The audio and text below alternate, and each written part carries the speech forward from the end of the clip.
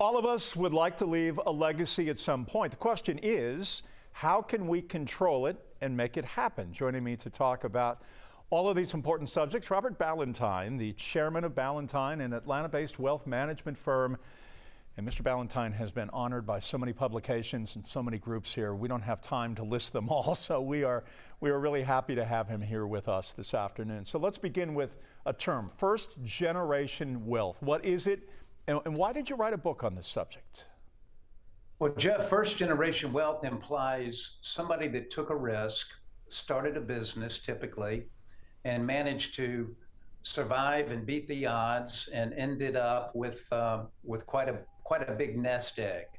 And as an advisor to wealthy families and business owners, particularly for the last 40 years, I thought that my co-author, Adrian Cronier, and I had an opportunity to set forth in the book some of the lessons that we've learned about what works well and what doesn't in terms of financial stewardship and how to leave a meaningful legacy and best support future generations.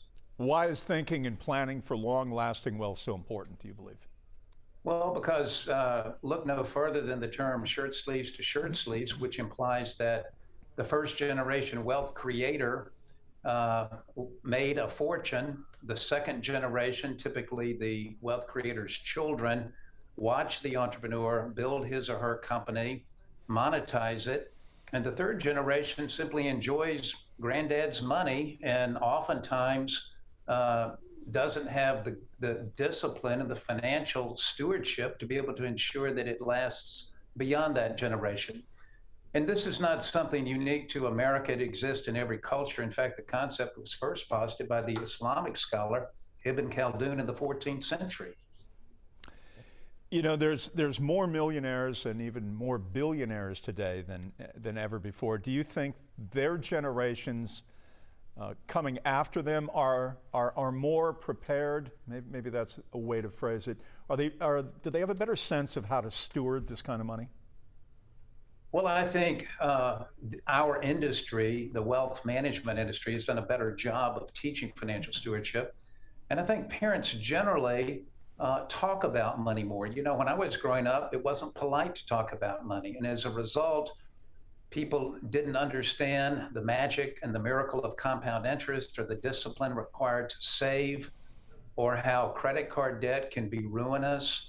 And I think that people are beginning to understand that with great wealth comes great responsibility and are taking steps to ensure the money simply doesn't disappear. What advice do you share about building a legacy? Well, I think we're more than our money. To me, there's a difference in wealth versus legacy. And the clients with whom we've worked over the years, particularly business owners, understand that to ensure a legacy requires good communication. It requires instilling the values that the parents have down to their children and grandchildren and modeling that behavior.